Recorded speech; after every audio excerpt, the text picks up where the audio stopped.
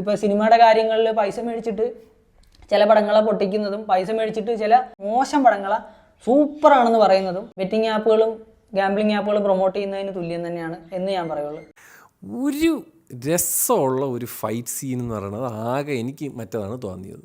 അല്ലാത്ത ഫൈറ്റ് സീക്വൻസൊക്കെ ചുമ്മാ മറ്റേ വയറിട്ട് വലിയടാ താക്കടാ അപ്പ് ഡൗൺ അത് തന്നെ. അതാണ് പുഷ്പ 2. നിങ്ങൾ കണ്ടവരാണെങ്കിൽ നിങ്ങളുടെ അഭിപ്രായം താഴെ വന്ന് പറയുക. ഉറക്കം കളഞ്ഞ് ഞാൻ പോയി കണ്ട പടമാണ്. കഥയിലോട്ടൊന്നും പോകണില്ലടാ, കഥയൊന്നും ഇല്ല. എന്നാലും സ്പോയിലൊന്നും ഞാൻ ചെയ്യണില്ല. എനിക്ക് ഇഷ്ടപ്പെട്ടില്ല. ഉള്ള കാര്യം പറഞ്ഞ് ഒരു കൊതച്ച പടം. അല്ലു അർജുൻ്റെ തന്നെ ഏറ്റവും വീക്ക് പടമായിട്ടാണ് എനിക്ക് തോന്നിയത്. ഒരു സൈഡിൽ കൊതച്ച പടം. ഞാൻ പറയില്ല, ഇതൊരു സിനിമ എന്നുള്ള രീതിയിൽ go have fun. It's A good thriller. It's A great thriller actually. നല്ല ട്വിസ്റ്റുകളും ടേണുകളും നല്ല രീതിയിൽ ഒരു തിയേറ്ററിക്കൽ എക്സ്പീരിയൻസ് നല്ല എൻഗേജ് ചെയ്ത് നമുക്കിരുന്ന് കാണാൻ പറ്റിയ പടം തന്നെയാണ്. But again, once again, I'm telling you, it's a very dark subject, a very dark movie, but it was fun.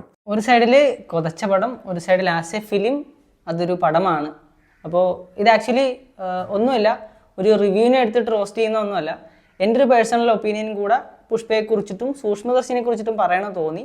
പിന്നെ മാത്രമല്ല, എനിക്കിതിനകത്ത് കുറച്ച് കളികൾ ഞാൻ അവിടെ ഇവിടെയൊക്കെ സ്പോട്ട് ചെയ്തു. അതായത് സൂക്ഷ്മദർശിനി എന്നൊരു പടം മലയാളം പടം ആയതുകൊണ്ടാണ് ഇവർ സപ്പോർട്ട് ചെയ്ത് ഭയങ്കരമായിട്ട് ഒരു ഹൈ ക്വാളിറ്റി പ്രൊഡക്റ്റ് എന്ന രീതിയിൽ ചിത്രീകരിച്ച് വെച്ചേക്കുന്നതെന്ന് എനിക്ക് തോന്നുന്നില്ല കേട്ടോ. റിവ്യൂവേഴ്സിൻ്റെ കാര്യമാണ് ഞാൻ പറയണേ. ഒന്നാമത്തെ കാര്യം ഈ സിനിമയുടെ ഡ്യൂറേഷൻ. എന്തിനാണ് ഇത്രയും ഡ്യൂറേഷൻ വെച്ചത്? 3.5 മണിക്കൂർ എന്തിനി? ആ ഫസ്റ്റ് തുടക്കമൊക്കെ എന്തിനായിരുന്നു? ആ ഒരു ജപ്പാനിലൊരു ഫൈറ്റ് സീക്വൻസ് എന്തിനായിരുന്നു? ആ സീനിൽ അവനൊരു സംഭവം പറ്റുന്നുണ്ട്, അത് കഴിഞ്ഞിട്ട് എന്താ സംഭവം? എന്തുകൊണ്ട് ആ ഫഹദ് ഫാസിൻ്റെ ഇത് വെച്ചിട്ട് നിങ്ങൾ ആ ഇൻട്രോ എന്തുണ്ട് ആ പുള്ളിയുടെ ഒരു പ്രോപ്പർ ഇൻട്രോ ആയിട്ട് എടുത്തില്ല? എനിക്ക് മനസ്സിലായില്ല കേട്ടോ. കാര്യമായിട്ടും ചോദിക്കണതാണ്. ഒരു ഡ്യൂറേഷനെ കുറിച്ച് പറയുമ്പോഴത്തേക്കും കറക്റ്റാണ് കേട്ടോ, നല്ല ഡ്യൂറേഷൻ ഉണ്ട്.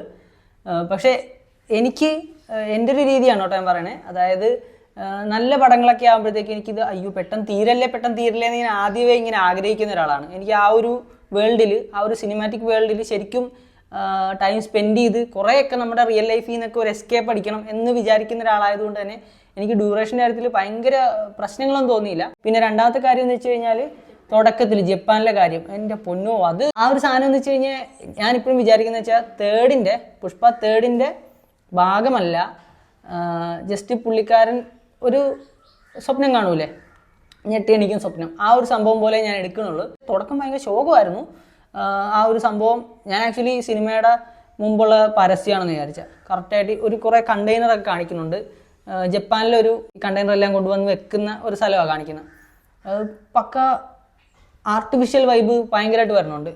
പുഷ്പ എന്നൊരു ക്യാരക്ടറിൽ നമ്മൾ കണ്ടേക്കുന്ന ആ ഒരു എന്താ തനതായ നാച്ചുറൽ സംഭവം ഉണ്ടല്ലോ, ആ ഒരു രീതിയല്ല, കംപ്ലീറ്റ്ലി കുറേയൊക്കെ ഡ്രാമാറ്റിക് ആയിട്ടുള്ള ഒരു രീതിയാണ്. അപ്പോൾ എനിക്ക് തോന്നിയത് മേ ബി സ്വപ്നമായിരിക്കാം, അല്ലെങ്കിൽ കുറച്ചൊന്ന് എക്സാജറേറ്റ് ചെയ്തിട്ട് വിട്ടായിരിക്കും. പക്ഷെ അത് ആവശ്യമില്ലായിരുന്നു എന്നുള്ളത് പോയിന്റ് തന്നെയാണ്. മൂന്നാമത്തെ കാര്യം ഫഹദ് ഫാസിലിൻ്റെ കാര്യത്തിൽ പുള്ളിക്കാരൻ കുറേ നാൾ അവിടെയെങ്കിലും ഇല്ലായിരുന്നു, മിസ്സിങ് ആയിട്ട് പിന്നെ ഒന്ന് പ്രത്യക്ഷപ്പെടുന്ന പോലെ കാണിക്കുന്നത്. അപ്പോൾ എത്ര നാൾ പുള്ളി എവിടെയായിരുന്നു, പുള്ളിയുടെ പ്ലാനിങ്ങും കാര്യങ്ങളൊക്കെ എന്തൊക്കെയായിരുന്നു എന്നൊക്കെ കാണിച്ചിരുന്നത് ബെറ്റർ ആയിരുന്നു. പക്ഷെ അതില്ലാഞ്ഞതുകൊണ്ട് എനിക്ക് ബുദ്ധിമുട്ടൊന്നും തോന്നിയില്ല കേട്ടോ. എനിക്ക് അതിനകത്തൊരു ഇൻകംപ്ലീഷനും തോന്നിയിട്ടില്ല. അത് എൻ്റെ ഒരു സൈഡ് പറയാണ്, എൻ്റെ മാത്രം പേഴ്സണൽ കാര്യം പറയാണ്.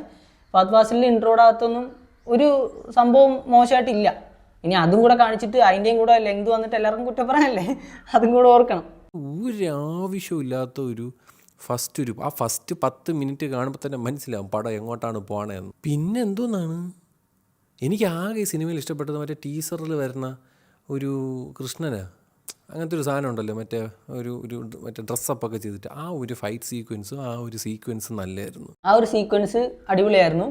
ഞാനങ്ങനെ ഡാൻസ് ഒന്നും ഇഷ്ടപ്പെടുന്ന ആളല്ല, പക്ഷേ ഈ സിനിമയിലെ ആ ഒരു ഡാൻസൊക്കെ അടിപൊളിയാണ് കേട്ടോ. ഭയങ്കര പവർഫുള്ളായിട്ട് നല്ലൊരു വൈബിൽ തന്നെ ചെയ്തു വെച്ചിട്ടുണ്ട്.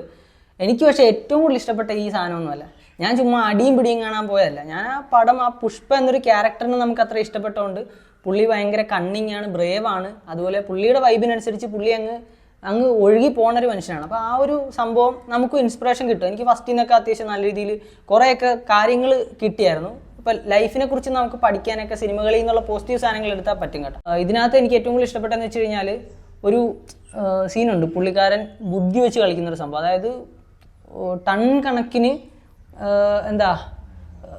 സാധന സാമഗ്രികൾ പുള്ളി നൈസായിട്ട് വെല്ലുവിളിച്ചിട്ട് മറ്റേ വാളയാർ പരമശിവം സംഭവം കടത്തൂല്ലേ, ആ ഒരു രീതിയിലൊരു സാധനം വരുന്നുണ്ട്. അത് വേറെ ലെവലാണ്. അത് നമ്മൾ എത്ര ഒബ്വിയസ് ആണ്, എത്ര നമുക്ക് പ്രഡിക്റ്റബിൾ ആണെന്ന് വിചാരിച്ചാലും പ്രഡിക്റ്റബിൾ അല്ല. അത് പ്രഡിക്റ്റ് ചെയ്യാൻ പറ്റൂല. ഇനി പ്രഡിക്റ്റ് ചെയ്യാൻ പറ്റുന്നവരുണ്ടായിരിക്കാം കേട്ടോ, പക്ഷേ എനിക്കത് പക്കയായിട്ട് തന്നെ സെറ്റാക്കിയേക്കുന്നതായിട്ട് തോന്നിയായിരുന്നു. പ്രത്യേകിച്ചും ഈ ഒരു സിനിമയ്ക്കകത്തെന്ന് വെച്ച് കഴിഞ്ഞാൽ നമ്മൾ ഫസ്റ്റിൽ കണ്ടത് പുഷ്പ ഒരു ബിസിനസ്സുകാരനാവാനായിട്ട് വരുന്ന ആ ഒരു ഫൈറ്റും കാര്യങ്ങളൊക്കെയാണ്. സെക്കൻഡിൽ വരുമ്പോഴത്തേക്കും പുള്ളി ഫാമിലി മാനായി, കല്യാണം കഴിച്ചിട്ടുള്ള ലൈഫാണ്, ഫാമിലി മാനായി, പിന്നെ ബിസിനസ് സെറ്റായി, പുള്ളിക്കാരൻ്റെ രീതിയിൽ പുള്ളി കുറേ കാര്യങ്ങൾ ചെയ്യുന്നുണ്ട്, അതുപോലെ ഒരു സാമ്രാജ്യം കെട്ടിപ്പടുക്കുന്നുണ്ട്. അപ്പോൾ ഇതിനകത്ത് നിന്നുകൊണ്ട് ബുദ്ധിപരമായിട്ട് എങ്ങനെ കാര്യങ്ങൾ നീക്കാം, അതും പുഷ്പ എന്നൊരു വ്യക്തിയെ സാക്രിഫൈസ് ചെയ്യാണ്ട്. ഇപ്പം നമ്മൾ ബിസിനസ്സുകാരാകുമ്പോൾ കുറേ കാര്യങ്ങൾ നോക്കണം, കുറേയൊക്കെ സേഫ് പോയിന്റ്സ് നോക്കണം. പക്ഷെ എന്നാലും പുഷ്പ എന്നൊരു ക്യാരക്ടറിനെ കളയാണ്ട് എങ്ങനെ ഫാമിലി മാനും ബിസിനസ് മാനും ഒക്കെ ആവാം, അതുപോലെ ഒരു പെർഫെക്റ്റ് ആയിട്ടുള്ള ഒരു ലീഡർ ആവാമെന്നൊക്കെ ഉള്ളതാണ് കാണിക്കുന്നത്. കറക്റ്റായിട്ട് വർക്കേഴ്സിനെ എങ്ങനെ അവർക്ക് വേണ്ടി കാര്യങ്ങൾ ചെയ്യുന്നു, അവർക്ക് വേണ്ടിയുള്ള ഉത്തരവാദിത്തങ്ങൾ എങ്ങനെ പെർഫെക്റ്റ് ആയിട്ട് കംപ്ലീറ്റ് ചെയ്യുന്നു. ഇതൊക്കെ ഇപ്പം ഞാൻ ഒരു കമ്പനി നടത്തുന്ന ഒരാളായതുകൊണ്ട് എനിക്കത് കണക്റ്റ് ആവും, അതല്ലാത്തവർക്ക് അത് കണക്റ്റ് ആവത്തില്ല. ആക്ഷൻ കോറിയോഗ്രാഫി ആരുടെ ചെയ്തത്? അവസാനത്തെ ക്ലൈമാക്സ് ഞാൻ ചിരിച്ച് ചത്ത്. സത്യമായിട്ട് ഞാൻ നല്ലതുപോലെ ചിരിച്ച്. ഞാൻ മാത്രമല്ല, എൻ്റെ സൈഡിൽ ഇരുന്ന ചേട്ടനും ഞാനും കൂടെ ഇരുന്ന് കൊല ചിരിയായിരുന്നു. ഒരു കടിയുണ്ട്, ഒരു കടി, അയ്യോ ഞാൻ ചിരിച്ച് ചത്തടേ ആ സീൻ.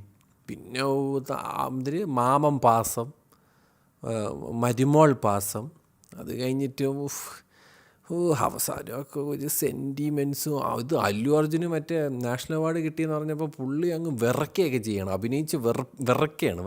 കുറച്ചെങ്കിലൊക്കെ ഇമോഷൻ വേണ്ടേ, അല്ലാതെ ചുമ്മാ തല്ലും പിടിയും കളക്കളത്തും മാത്രമായി കഴിഞ്ഞാൽ മേ ബി ഇപ്പോഴത്തെ കാലത്ത് അങ്ങനത്തെ പടമായിരിക്കും വേണ്ടത്. പക്ഷെ ഫാമിലി ഓഡിയൻസ് വെച്ച് നോക്കുമ്പോഴത്തേക്കും എന്നെപ്പോലുള്ള കുറച്ച് പേരെങ്കിലും കാണും, അതുപോലെ പ്രായമൊക്കെ ഉള്ള അമ്മമാർക്കും അച്ഛന്മാർക്കും ഒക്കെ ഈ ഒരു കണക്ഷൻ, എന്തെങ്കിലുമൊക്കെ ഇമോഷൻസ് വരുമ്പോഴാണല്ലോ നമുക്ക് കുറേയൊക്കെ കണക്റ്റ് ആവുന്നത്.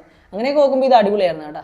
പ്രത്യേകിച്ചും ഫാമിലി ഒരുപാട് നമ്മളെ അടുപ്പിച്ച് നിർത്താത്ത, അല്ലെ ഫാമിലിക്കകത്ത് അങ്ങോട്ടും ഇങ്ങോട്ടും ചെറിയ ചെറിയ പിണക്കോ നീരസമൊക്കെ ഉള്ള ഫാമിലീസിലൊക്കെ ഉള്ളവർക്കാണെങ്കിൽ ഇതൊക്കെ കുറേയൊക്കെ കണക്റ്റ് ആവും, അല്ലെ കുറേയൊക്കെ നമുക്ക് ഫീൽ ആവും. അത് വൃത്തിയായിട്ട് തന്നെ കാണിച്ചിട്ടുണ്ട്. നമ്മൾ ഫസ്റ്റിനകത്ത് പുഷ്പ എന്നൊരു ക്യാരക്ടറിൻ്റെ പക്ക വൈൽഡ് സൈഡാണ് നമ്മൾ കണ്ടെങ്കിൽ ഇതിനകത്ത് നമ്മൾ വൈൽഡും കാണുന്നുണ്ട്. അത് കിടുക്കനായിട്ട് വൈൽഡ് എന്ന് പറഞ്ഞാൽ മറ്റേത് പുഷ്പ താഴത്തിലടായിരുന്നു, ഇതിനകത്ത് വന്നപ്പോഴത്തേക്കും പുഷ്പ ഒരിക്കലും താഴത്തിലടയായി. അതൊക്കെ എനിക്ക് കളിയാക്കാനും തോന്നില്ല. ഇതിനകത്ത് വരുമ്പോഴത്തേക്കും നമുക്ക് പുള്ളിയുടെ വൈൽഡിൻ്റെ കൂട്ടത്തിൽ തന്നെ പുള്ളിയുടെ ഒരു സാധാ മനുഷ്യനാണ് അദ്ദേഹം, പുഷ്പ എന്ന ക്യാരക്ടർ. ആ ഒരു ക്യാരക്ടറിനുള്ള ഉള്ളിൻ്റെ ഉള്ളിൽ ഒളിപ്പിച്ച് വെച്ചിട്ടുള്ള ഫീലിങ്സൊക്കെ നമുക്ക് പ്രോപ്പറായിട്ട് കാണാൻ പറ്റും. അത് എനിക്ക് അടിപൊളിയായിട്ട് തന്നെ തോന്നിയത്. പിന്നെ കടിയുടെ കാര്യത്തിൽ ഒരു രക്ഷയില്ല, അത് 100% യോജിക്കുകയാണ്. മറ്റേ ഫസ്റ്റിൽ നമ്മൾ പുള്ളിയെ ഒരു മാസ്ക് പോലെ ഫുള്ള് ചാക്കിൽ കെട്ടി വെക്കത്തില്ല തലയൊക്കെ, എന്നിട്ട് കൈയൊക്കെ കെട്ടി ഇടുമല്ലോ, ആ ഫൈറ്റൊക്കെ നമ്മൾ കണ്ടപ്പോഴത്തേക്കും സംഭവം വേറെ ലെവലല്ലായിരുന്നു. ലോജിക്കിൻ്റെ ഇഷ്യൂ ഒക്കെ നോക്കുമ്പോഴത്തേക്കും കുറേയൊക്കെ ഉണ്ട്, പക്ഷെ ഒരു 6th സെൻസും കൂടെ ഉള്ള ഒരു മനുഷ്യൻ എന്ന നിലയിൽ നോക്കുമ്പോഴത്തേക്കും അടിപൊളിയായിരുന്നു. അതുപോലെ പക്ഷേ ഇവിടെ നോക്കാൻ പറ്റൂല, ഇവിടെ കുറച്ച് കയ്യിൽ നിന്ന് പോയിട്ടുണ്ട്. അത് പോയത് തന്നെയാണ് കേട്ടോ, ഇടയ്ക്കായിരുന്നു പോയാൽ കുഴപ്പമില്ല, പക്ഷേ ലാസ്റ്റ് വന്നപ്പോഴത്തേക്ക് അത് പോയത് തന്നെയാണ്. എന്നാൽ അതിൻ്റെ പേരിൽ ഈ പടത്തിൽ ഒന്നുമില്ല എന്ന് പറയേണ്ട കാര്യമില്ല എന്നുള്ളതും കൂടെ പറയുവാണ്. അത്യാവശ്യം നല്ല രീതിയിൽ പവറും ഇൻഫ്ലുവൻസും കാര്യങ്ങളൊക്കെ ഉള്ള ഒരാളാണ് പുഷ്പ എന്ന് നമുക്കറിയാം. ആദ്യം പുള്ളിയുടെ ഫാമിലിയിൽ ഒരു ഇഷ്യൂ ഉണ്ടായപ്പോഴത്തേക്കും, അതായത് പുറത്തുനിന്നൊരു ഇഷ്യൂ ഉണ്ടായപ്പോഴത്തേക്കും പുള്ളി അത് ഫേസ് ചെയ്ത സാധനം ഉണ്ടല്ലോ, അത് നമ്മളൊന്നും വിചാരിക്കത്തില്ല, അതിനേക്കാളും പക്ക ഒരു രീതിയിൽ തന്നെയാണ് ചെയ്തിട്ടുള്ളത്. പക്ഷെ അത് കഴിഞ്ഞ് വന്നപ്പോഴത്തേക്കും പുള്ളിക്ക് അതിൽ നിന്നൊരു ഹിൻഡ് കിട്ടിയപ്പോഴത്തേക്കും കംപ്ലീറ്റ്ലി പുള്ളി ഒരുമാതിരി കൂടുതൽ ചിന്തിക്കാണ്ട് ഇറങ്ങി തിരിച്ചു എന്നൊരു സംഭവം അങ്ങനെ തന്നെയാണ് വന്നേക്കുന്നത്. പക്ഷെ അതുവരേക്കും നമ്മൾ പുഷ്പയെ കണ്ടത് പെർഫെക്റ്റ് ആയിട്ടുള്ളൊരു കണ്ണിങ് ഇൻ്റലിജൻറ്റ് മാനായിട്ടാണ്. പക്ഷേ ഈ ഒരു സംഭവം വരുമ്പോഴത്തേക്കും അതിൻ്റെ ഒരു തുള്ളി പോലും കാണുന്നില്ല എന്നുള്ളത് നമ്മൾ നോട്ട് ചെയ്യണം. എന്നാലും എന്തൊക്കെ പറഞ്ഞാലും നമ്മുടെ ഫാമിലിയിൽ നമ്മുടെ കൂട്ടത്തിൽ ഒരാൾക്കൊരു അപകടം വരുമ്പോൾ നമ്മൾ ഭ്രാന്തനായി പോകും, അത് ശരിയാണ്, എനിക്കത് മനസ്സിലാവുന്നൊരു കാര്യമാണ്. അതുകൊണ്ട് നമുക്ക് പുള്ളിയൊന്നും പറയാൻ പറ്റില്ല. പക്ഷേ ഈ ലാസ്റ്റ് വരുമ്പോഴത്തേക്കും ഫൈറ്റിൻ്റെ കാര്യത്തിൽ ഈ പറഞ്ഞ പോലെ കുറച്ച് അൺറിയലിസ്റ്റിക് ആയിട്ടുള്ള കുറേ കാര്യങ്ങൾ വന്നിട്ടുണ്ട്. ഫസ്റ്റിൽ മംഗളശീലൻ്റെ അളിയനെ അയ്യോ സാറേ ഒരു 10 മിനിറ്റ് മുമ്പ് വിളിച്ചിരുന്നെങ്കിൽ കൊല്ലത്തില്ലായിരുന്നല്ലോ എന്നൊക്കെ പറയത്തില്ല, ആ ഒരു രീതിയിലുള്ളൊരു കിടുക്കൽ നൈറ്റൊക്കെ ഇതിനകത്ത് എവിടെയൊക്കെയോ ഉണ്ട്, അത് ഞാൻ പറയണില്ല. പക്ഷേ അങ്ങനെയൊക്കെ നോക്കുമ്പോഴത്തേക്കും പടത്തിൻ്റെ ആ ഒരു സ്പാർക്കൊന്നും നമുക്കിവിടെ മിസ്സാവണമെന്നില്ല. പിന്നെ അതുപോലത്തെ പടം അല്ല ഇത്, ആ പടം വേറെ ഈ പടം വേറെ, ഇനി തേർഡ് വരാൻ പോകണമെങ്കിൽ അത് വേറെ. ഇപ്പം ഇത് മേ ബി മറ്റേതിനേക്കാളും ഇച്ചിരി താഴെയാണെങ്കിൽ ഇതിനേക്കാളും വേറെ ലെവലിലായിരിക്കും അടുത്തത് മേ ബി പ്ലാൻ ചെയ്യുന്നത്. ഇപ്പം അങ്ങനെയൊക്കെയാണ് ഇതിനകത്തുള്ള ബുദ്ധിപരമായ നീക്കങ്ങൾ. പിന്നെ ഇതിനകത്ത് എല്ലാവരും ഇവരെ കുറ്റം പറയുന്നത് ഇതുകൊണ്ട് തന്നെയാണ്. അതായത് തുടക്കത്തിൽ ഫസ്റ്റ് പാർട്ട് വരുന്നത് വേറെ ലെവൽ സംഭവമായതുകൊണ്ട് തന്നെ സെക്കൻഡ് നിങ്ങൾ കൊണ്ട് കളഞ്ഞല്ലോ എന്നുള്ളതാണ് പറയുന്നത്. എന്നാൽ സെക്കൻഡിന് ഭയങ്കരമായിട്ട് ഡീഗ്രേഡ് ചെയ്യുന്ന ഈ ആൾക്കാർ ഇതിനേക്കാളും ശോകമായിട്ടുള്ള വേറെ പടങ്ങളെയൊക്കെ ഭയങ്കരമായിട്ട് സപ്പോർട്ട് ചെയ്തിട്ടുമുണ്ട്. ഞാൻ എടുത്തു പറയണം അതൊന്നും കൂടെ, ബിക്കോസ് നിങ്ങൾ വിചാരിക്കുന്നതിൻ്റെ അപ്പുറം ഡാർക്കാണ് ഈ പടം. ആൻഡ് നല്ല രസമായിട്ടൊക്കെ ഞാൻ ഒരു ഫിലിം, ഒരു സിനിമ എന്നൊരു രീതിയിൽ നമ്മൾ നോക്കും, ഒരു കഥ എന്ന് നോക്കുമ്പോൾ നമുക്കിതിനെ വളരെ ഇൻട്രസ്റ്റിംഗ് ആയിട്ട് നല്ല രസമായിട്ട് ഇരുന്ന് കാണാൻ പറ്റും. ട്വിസ്റ്റുകളും ടേണുകളും, അതിലൊരു ട്വിസ്റ്റ് നമുക്ക് ഒബ്വിയസ് ആയിട്ട് നമുക്കത് മനസ്സിലാവും, ലൈക്ക് ഇതത് തന്നെയാണ് നമുക്ക് മനസ്സിലാവും. പക്ഷേ ആ ഒരു സാധനം എല്ലാം കൂടെ ഒന്ന് കൊണ്ട് കൺക്ലൂഡൊക്കെ ചെയ്യുന്നതൊക്കെ ഗംഭീരമായിട്ട് തന്നെ തോന്നി. ഞാൻ ഒരു ഓൾ ടുഗെദർ ഒരു നല്ലൊരു ത്രില്ലർ സിനിമ തന്നെയാണ് ഈ പടം. ആൻഡ് നല്ല രീതിയിൽ നമ്മൾ എൻഗേജ് ചെയ്തിരുത്തുന്നുണ്ട്. ഞാൻ as a film it is very good. എനിക്ക് as a film Sookshmadarshini was really good. പക്ഷേ as a film Pushpa was ഒരു കൊതച്ച പടം. അതൊക്കെയാണ് എനിക്ക് മനസ്സിലാവാത്തതായിട്ടുള്ളത്. മറ്റേ സൂക്ഷ്മദർശിനിയെ കണ്ടപ്പോഴത്തേക്കുണ്ടല്ലോ എനിക്ക് ഇൻ്റർവെല്ലിന് ഇറങ്ങി അങ്ങ് ഓടാനാണ് തോന്നിയത്. പക്ഷേ ഞങ്ങൾ 4 പേരുടെ ടിക്കറ്റ് പൈസ ഇറക്കിയാണ്. അപ്പോൾ കൂട്ടത്തിൽ അമ്മയായാലും ചിഞ്ചു ആണെങ്കിലും രശ്മി ആണെങ്കിലും പറഞ്ഞ് കുഴപ്പമില്ലടാ ഇരിക്കാം എന്ന് പറഞ്ഞ്. കുറേയൊക്കെ അവർ മാനിപ്പുലേറ്റഡ് ആണെന്നേ. സാധാരണ മനുഷ്യരാണ്, അല്ലാതെ എൻ്റെ അത്രയും കണ്ണിങ് ആയിട്ടുള്ള ഒരാളൊന്നും അല്ല. നമ്മൾ ഈ സോഷ്യൽ മീഡിയ നിൽക്കുന്നതുകൊണ്ട് ഇവരുടെ കളികളൊക്കെ കാണുന്നതുകൊണ്ട് നമുക്ക് കുറേയൊക്കെ മനസ്സിലാവും. അല്ല, എനിക്ക് മനസ്സിലാവാത്ത കാര്യമാണ് ഫസ്റ്റ് പാർട്ട് എന്ത് രസമായിട്ടാണ് നിങ്ങൾ എടുത്തത്.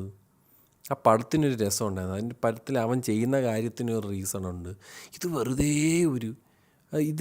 ഒരു ഫോട്ടോ എടുത്തില്ല എന്നൊക്കെ പറഞ്ഞു. ഓക്കെ, അത് ഫണ്ണായിരുന്നു. ആ ഒരു സാധനം, ദാറ്റ് സെഗ്മെൻറ്റ് വാസ് ഫൺ. ഒരു ഫോട്ടോ എടുക്കാൻ അത് ഫണ്ണല്ലായിരുന്നു, അത് മാസായിരുന്നു. അതായത് പുള്ളിയുടെ പൈസയും മേടിച്ചിട്ട് പുള്ളിയെ നൈസായിട്ട് ഇവനെപ്പോലുള്ള സ്മഗ്ലർ അങ്ങനെയുള്ളവരുടെ കൂടെ ഞാൻ നിന്നെന്ന് അറിഞ്ഞു കഴിഞ്ഞാൽ അത് പ്രശ്നമല്ലേ? അതാണ് ആ ഫോട്ടോ. നമ്മുടെ പൈസ വേണം, പക്ഷേ നമ്മളെ ഓക്കെ അല്ല, നമ്മളെ വേണ്ട എന്നൊരു വൈബാകുമ്പോൾ പുള്ളി അതിനകത്ത് പുള്ളിയുടെ രീതിയിൽ പ്രതികരിക്കുന്നത് അത് വേറെ ലെവലിൽ തന്നെയാണ് പ്രതികരിക്കുന്നത് കേട്ടോ. അതൊക്കെ എനിക്കങ്ങനെ കുഴപ്പമൊന്നും തോന്നിയില്ല. പിന്നെ പൈസ വരുമ്പോൾ ആർക്കും എന്താ ചെയ്യാൻ പറ്റാത്ത പൈസ കോടിക്കണക്കിന് കോടികളൊക്കെ വരുമ്പോഴത്തേക്കും പുള്ളിയുടെ രീതിയിൽ ചെറിയൊരു സംഭവം ചെയ്തു. ഒരു കസേര മാറ്റുന്ന പോലെ ചെറുതായിട്ട് ഒരാളെ അങ്ങ് നൈസായിട്ട് റീപ്ലേസ് ചെയ്തു, അത്രേ ഉള്ളൂ. പിന്നെ പുഷ്പ ഫസ്റ്റ് അടിപൊളിയായിരുന്നു എന്ന് പറഞ്ഞുകൊണ്ട് പുഷ്പ 2-ന് ഒന്നുമില്ല എന്ന് പറയേണ്ട കാര്യമുണ്ടോ? സെക്കൻഡിൽ കുറേ കൂടെ വെറൈറ്റി ആയിട്ടുള്ള സംഭവങ്ങളൊക്കെ ഉണ്ട്. പ്രത്യേകിച്ചും വലിയൊരു നൈസൊരു സംഭവം പുള്ളി ഇതിൻ്റെ ബാക്ക്ഗ്രൗണ്ടിലിരുന്ന് ചെയ്യും. അത് ഫോർവേഡ് പോലും അല്ല, ബാക്ക്ഗ്രൗണ്ടിലിരുന്നാണ് കാര്യങ്ങൾ പ്രോപ്പറായിട്ട് പ്ലാൻ ചെയ്ത് ചെയ്യുന്നത്. അതൊക്കെ വേറെ സാധനമാണ് കേട്ടോ. കുറച്ച് ബുദ്ധിപരമായിട്ട് ചിന്തിക്കുന്നവർക്ക് അത് കണക്റ്റ് ആവും. അപ്പം കുറച്ച് ബുദ്ധിയുള്ളവർക്ക് അത് ഇഷ്ടപ്പെടുള്ളൂ എന്നാണ് എനിക്ക് തോന്നുന്നത്. കാരണം അതിനെക്കുറിച്ച് ഭയങ്കരമായിട്ട് പോസിറ്റീവ് പറയുന്നത് ഞാൻ കേട്ടില്ല. ഒരു പടം എടുത്ത് വെച്ചേക്കണേ, ഒരു KGF-നെ എന്തൊരു മറ്റവർക്ക് KGF ഉണ്ടെങ്കിൽ നമുക്ക് വേറെ ഇതുണ്ട് പുഷ്പയുണ്ടെന്ന് പറഞ്ഞിട്ട്. ഓരോരുത്തർക്കും അവരവർക്കുള്ള സാധനമാണല്ലോ വലിയ സാധനം. അല്ലാതെ ഇപ്പം എനിക്കിതിനകത്ത് ഈ പ്രൊഡ്യൂസറിനെയും ഡയറക്ടറിനെയും ഒന്നും അറിഞ്ഞുകൂടാ. അവരെന്താണ് ഇതിനകത്തുനിന്ന് മറ്റേ KGF-നെ വെല്ലുവിളിക്കുകയാണോ ചെയ്തതെന്നൊന്നും എനിക്ക് അറിഞ്ഞുകൂടാ. പക്ഷേ ഇതിനകത്ത് പറയുന്നത് കേട്ടിട്ട് ഞാൻ പറയുവാണ്, ഇപ്പോൾ എൻ്റെ കയ്യിലുള്ള എൻ്റെ ഗ്രീൻ ഹൗസ് എനിക്ക് KGF ആയിരിക്കും, എനിക്ക് പുഷ്പയായിരിക്കും, എനിക്ക് വേറെ എന്തെങ്കിലുമൊക്കെ ആയിരിക്കും. ഇപ്പം ഓരോരുത്തരുടെ കയ്യിലുള്ള അവരുടെ സാധനം അവർക്കും വലുതായിരിക്കും എന്നും പറഞ്ഞുകൊണ്ട് ഇപ്പോൾ അവർ എന്നെയും താത്തി പറയേണ്ടായില്ല, എനിക്ക് അവരെയും താത്തി പറയേണ്ടായില്ല. ഈ ഒരു സംഭവം ആസ് എ ഫിലിം ഇത് നമ്മളെ തിയേറ്ററിൽ പിടിച്ചിരുന്നുണ്ടായിരുന്നു എന്ന് ചില പടങ്ങൾക്ക് പറഞ്ഞിട്ടുള്ളവർക്ക് ഇതെന്താ ആസ് എ ഫിലിം എടുക്കാൻ പറ്റിയില്ലേ? അതാ മനസ്സിലാകാത്ത. ഇപ്പോൾ എനിക്കറിയാം ഇത് എല്ലാവർക്കും ഇഷ്ടപ്പെടത്തില്ല, ഈ ഞാൻ പറയുന്ന കാര്യങ്ങളും നിങ്ങൾക്ക് ശരിക്കും ദേഷ്യം ഉണ്ടാവുന്നത്. ഞാൻ ആക്ച്വലി പുഷ്പ 2-നെ ഭയങ്കരമായിട്ട് ന്യായീകരിച്ചുകൊണ്ട് അതിൻ്റെ സെയിൽസ് ഉയർത്തുകയോ ടിക്കറ്റിൻ്റെ വരുമാനം ഉയർത്തുകയോ അല്ല ചെയ്യുന്നത്. അതിനൊന്നുള്ള പവറും ഇല്ല. ഇപ്പോൾ ഇത് ഒരു വ്യക്തിയെക്കുറിച്ച് പറയുകയോ അവരെ അങ്ങ് അടിച്ച് താഴ്ത്തുകയോ ചെയ്യുന്നതല്ല കേട്ടോ. ഇതിനകത്ത് നടക്കുന്ന കുറച്ച് കണ്ണിങ് ആയിട്ടുള്ള ആക്ടിവിറ്റീസിനെ കുറിച്ച് അല്ലെങ്കിൽ കുറച്ച് ഡേർട്ടി വർക്കുകളെ കുറിച്ച് എനിക്ക് തോന്നുന്ന ഡൗട്ടുകൾ ഞാൻ ഷെയർ ചെയ്യുന്നേ ഉള്ളൂ. സോഷ്യൽ മീഡിയ ഇൻഫ്ലുവൻസേഴ്സ് നിങ്ങളെ ഇൻഫ്ലുവൻസ് ചെയ്യാൻ ഒരുപാട് സമ്മതിക്കാതിരിക്കുക, മാനിപ്പുലേറ്റഡ് ആവാണ്ടിരിക്കുക, അത്രേ ഉള്ളൂ.